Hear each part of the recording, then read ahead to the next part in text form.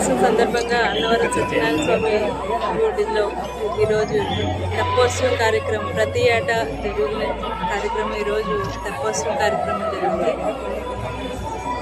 అన్నవరం సత్యనారాయణ స్వామి ఎందుకంటేనే రాష్ట్రంలోనే కాదు దేశంలోనే పేరు ప్రఖ్యాతి గాంచిన దేవాలయం. అటువంటి దేవాలయంలో ఈరోజు ఈ తెప్పోత్సవం కార్యక్రమంలో నేను ఒక శాసనసభ్యురాలుగా పాల్గొనడం అన్నది నిజంగా నా అదృష్టం. ఈరోజు ఈ కార్యక్రమం కూడా ఇక్కడ ప్రాంగణం అంతా కూడా ఆధ్యాత్మిక శోభతో ఎంతో భక్తులు ఎటువంటి ఇబ్బంది లేకుండా ఈ కార్యక్రమాన్ని వీక్షించడం జరిగింది. ఈ సంవత్సరం ఈ కార్యక్రమం గురించి ఈ కార్తీక మాసం నెల అంతా జరిగే అన్ని కార్యక్రమాలు భక్తులకి ఎటువంటి ఇబ్బంది లేకుండా మేము అన్ని ఏర్పాట్లని దగ్గరుండి సమీక్షించి అన్ని విభాగాల వరకు చెప్పడం జరిగింది.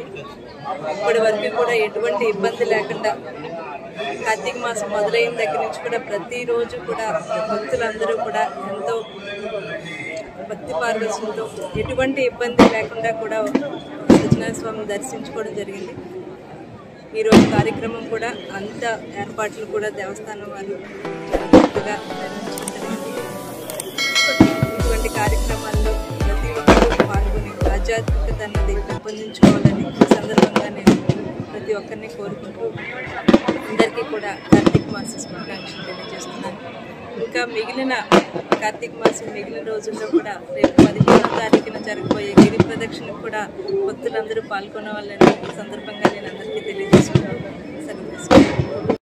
అపర వైకుంఠమైనటువంటి అన్నవర మహాపుణ్యక్షేత్రంలో కార్తీక మాసాన్ని పురస్కరించుకుని విశేషమైనటువంటి పర్వదినాలన్నీ కూడా ఉన్నాయి.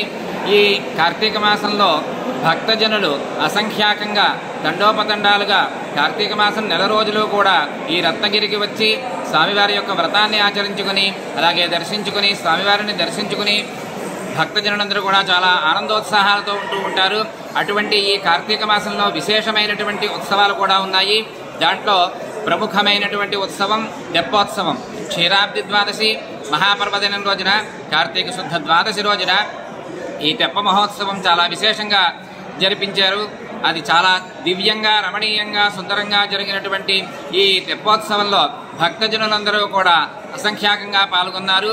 ఈ తెప్పోత్సవాన్ని వీక్షించినందుకు ఫలం ఏమిటి అంటే మనం అనేక జన్మలలో తెలిసి తెలియక అనేక పాపాలు చేస్తూ ఉంటాం.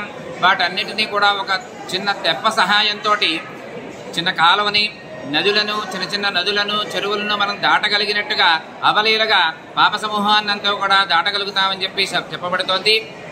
అటువంటి ఈ తెప్పోత్సవాన్ని ఎవరైతే వీక్షించారో వారందరికీ కూడా స్వామివారి యొక్క ఆశీర్వానుగ్రహాలు సంపూర్ణంగా లభిస్తాయి.